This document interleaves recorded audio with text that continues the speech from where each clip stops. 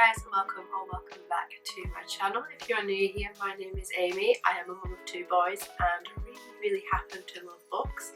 So if you want to watch videos on motherhood, but mostly reading and books, then please stick around, please subscribe. It would be lovely to have you here. First off, I want to apologise that I haven't uploaded for the past 3 weeks. As you can tell, I am sick yet again. I have been sick for pretty much 2 weeks straight. With some kind of chest infection, so I'm going to be calling my doctor tomorrow to hopefully get some antibiotics to clear this up, because I am, pardon the pun, sick of this. It's just horrendous. I've been coughing up loads of stuff and you guys don't want to know, so yeah. I'm finally filming after 3 weeks, but I've tried filming before that. I've tried filming a book haul, but I've been filming everything on my phone and it just wouldn't upload at all, because I had to film everything on my phone and then upload everything to Google, and the video just was not uploading. So I'm back to filming on my camera. I got an SD card, a new SD card reader. Hopefully I can get a proper tripod soon, because I'm currently on a mini tripod on a table, so and I can't really see what I'm doing. So touch wood, this will start getting things back in motion again, because I want to start filming again so bad. So I'm filming this one, and then I'm going to try again to film a book haul. So that will hopefully be the next video that you see. This video is going to be my April wrap up. Now this one actually wasn't too bad. I had a pretty average reading month, I want to say. Actually, I had a pretty good reading month, to be honest. There was only one book that I rated kind of low. I rated it 3.5 stars. But I'll go through all that. So let's go through my Storygraph statistics for April. So in April, I read 5 books equaling 1,517 pages. My moods were adventurous, funny, emotional, light-hearted, relaxing and dark. I read 2 fast-paced and 3 medium-paced. I read 3 books that were less than 300 pages, and then 2 books that were between 300 pages and 499. I read all fiction this month, which is pretty standard for me. I'm not really that into non-fiction, but I'm hoping to maybe branch out a bit, but we'll see. Genres were fantasy, LGBTQIA+, romance, mystery and horror.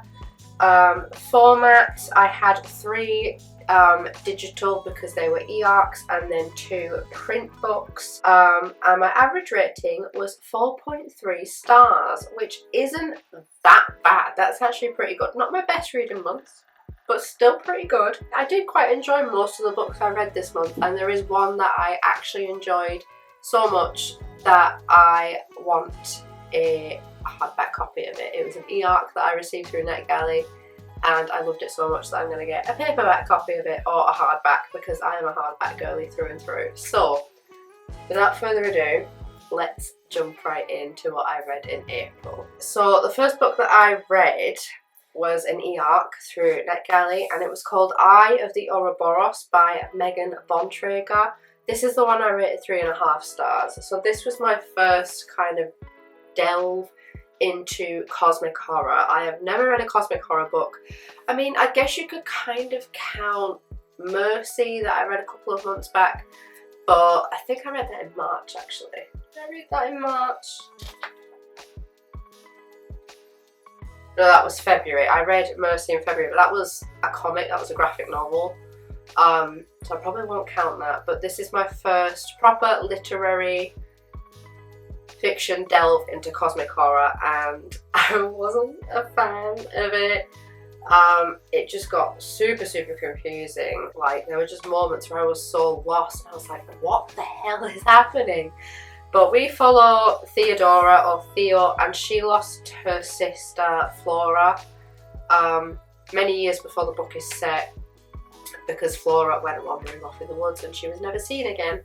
But on the anniversary of her disappearance, there is a search party held to see if they can find her. Now, Theodora is actually a search and rescue officer, because she wants to help other kids that have gotten lost or gone missing in the forest. And her losing Flora has driven her to do that. But she is a black sheep. Her parents think that it is her fault that Flora went missing, so she's basically shunned. So she is out on this search party and she finds a set of stairs just in the middle of the woods, which when I read it I was like, what the heck is going on here? Like, a set of stairs in the middle of the woods? What's going on? So she then climbs the stairs, which then triggers a chain of events that opens doors to multiple realities, and she ends up kind of awakening this secret bureau that's had their eye on her for a while, and she meets a very diverse cast of characters that help her to find out the truth about what happened to her sister. There's more to what she found in the woods. And it was a good read. I loved the relationships that the characters built together, but the actual plot I just found very, very confusing. And the ending, oh my god, the ending infuriated me. It was just, I get so infuriated by endings when it doesn't go the way I want it to go. I think to myself, oh yeah, this is gonna end this way, and then it ends a completely different way. And I'm like, excuse me, you have no right ending that book like that. But yeah, I gave it a good go. It just was not for me, and I probably won't read any more cosmic horror books from now on. So I only read 2 paperbacks this month, and they're both part of a series. And oh my god, I have just read the 3rd book, the 3rd and final book. That will be in my May wrap up. But this series is one of my all-time favourite cozy fantasy series, and I want to read it again and again and again. So I read the 1st and the 2nd book in the series, which is That Time I Got Drunk and Saved a Demon, and That Time I Got Drunk and Yeeted a Love Potion at a Werewolf by Kimberly Lemming. These were, oh my gosh, I rated this one 5 stars and I rated this one 4.5. So we'll go through That Time I Got Drunk and Saved a Demon first. So these are part of the Mead Mishaps series by Kimberly Lemming. Perfection. I loved this one so much. It's actually my first kind of introduction to smut as well. There is a lot of spice and smut in these books. I will give you a pre-warning now. So it's all set in the same town, and the town is called Boohale. And this book follows Cinnamon, and she is just your standard run-of-the-mill spice farmer, and she's living a normal life until all of a sudden she runs into a demon in the forest while she is drunk, and the only thing she has on her to defend herself is Cinnamon, because she's a spice farmer. And this ends up breaking the curse of the demon that she runs into, and he is indebted to her. He is called Fallon. He is a dragon demon, which I was like, whoa, hang on a minute. And then Fallon tells Cinnamon that the god that they worship, as in Cinnamon and her people, the god that they worship is fake. She is not real, and she has been driving him and other demons absolutely doolally and turning the people against them because there's nothing wrong with them. So he convinces Cinnamon to go on a quest to destroy these chalices that holds this goddess's power, and then everyone can live in peace freely. And they end up falling for each other, and I just loved how instantaneous this was. You're straight into the romance, the smut, everything like that. You're straight into it with this one. So I was like, oh, this is really, really fast paced, and I loved it. And I love the fact that every single one of these books has a black female protagonist in it. I don't think I've ever seen a fantasy book with a black female protagonist. Me personally anyways. If you have any recommendations, then please leave them in the comments, but I thought this was fantastic. And then the 2nd book, which is That Time I Got Drunk and Yeeted a Love Potion at a Werewolf, I rated 4.5 stars just because the spice, it included themes that weren't really my thing. That's the only reason why I docked half a star. Otherwise, this was just as perfect as the first one. So we follow Brie in this one, and she is a cheesemaker, and there is a local farmer called Jack who will not leave her alone. He is just constantly pestering her and making advances on her, and she keeps denying them. So Jack decides to take it a step too far and tries to get her to drink the love potion. But Brie then realises that this is a love potion, and she tries to throw it at him. But in the process, Jack ducks out the way, and she ends up hitting Felix the werewolf. Now, Felix is actually a character from the first book, which I really like. All of the characters are related to one another in one way or another in these books, which I loved. There's not too many characters to keep up with. Felix then immediately imprints on Brie because he thinks that Brie is his one true love, his fated mate, and she basically goes along with it and says, we'll see how you feel once the love potion's worn off. If you're still in love with me once the love potion's worn off, we'll see how things go. But then they end up having to spend a bit longer together because local young women in the town are going missing. So Felix ends up going to some extremes because Brie is a young woman living in this town, so he decides to go to some extremes to make sure that she doesn't get hurt. But then Brie ends up falling quite hard for Felix, and there's no love potion involved with that one. And I just love this series so much. I will probably read it again and again and again because it was just perfection. I loved how sometimes quickly the relationships developed, but there were also really tender moments, and I just loved it so much. And I'll go through the third one in my May wrap up because I finished that literally this morning. So yeah, I absolutely love that series. I would highly recommend if you're after a bit of romantasy, cozy fantasy, and a little bit of smut as well. So next one is actually another cozy fantasy book, and this reminded me so much of Legends and Lattes, but it's with tea and books instead. Now, I think this was indie published, but a publisher has actually taken it on now and re-released it as an e-arc. This was an e-arc that I got through NetGalley, and it's getting released on the 9th of May, I believe. And it is Can't Spell Treason Without Tea by Rebecca Thorne. I love this so much. I rated this 4.5 stars as well. So we follow Rhaena, who is the protective guard of Queen Tulane, and we also follow Kiant, who is the mage Arkandor. She is the most powerful mage in the realm, and they have been keeping their relationship secret for about 2 years at the start of the book. They've always had a dream of just going away to another little town, starting afresh and opening up a tea shop and a bookshop. But because of their loyalties, they have decided to put that on hold until Queen Tulane is just absolutely brutal. She conducts a brutal massacre of lots of innocent people, and Rhaena just decides she's had enough. So that then triggers this sequence of events, and she says to Kian, I am done. I want to go on this adventure with you. I want to open up this tea shop and this bookshop. Let's go.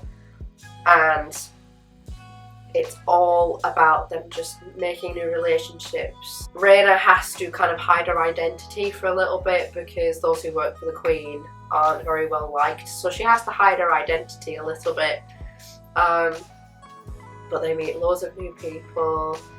It's so cozy. This was literally like drinking a hot cup of tea and just sitting by a fire, reading a book. That's all I can think about. And this is like Legends and Lattes, but it's got some dragons included in it as well. There is a bit more depth to the storyline, I would say. There's a lot more adventure and high stakes in Can't Spell Treason Without Tea than Legends and Lattes.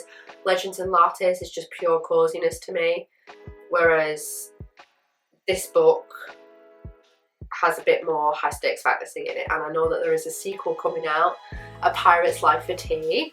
I think that's getting released next year, but I can't wait to see the cover of that. I am probably going to pre-order it, and I'm probably going to get some Can't Smell Treason Without Tea as well, which I'm super, super excited for because I just love this book so much. So if you're after another cozy fantasy, then please pick this up. I'm sure you will love it. And the last book that I rated 4 stars, and that is An Intrigue of Witches by Esme Addison. This is another e-arc that I got through NetGalley.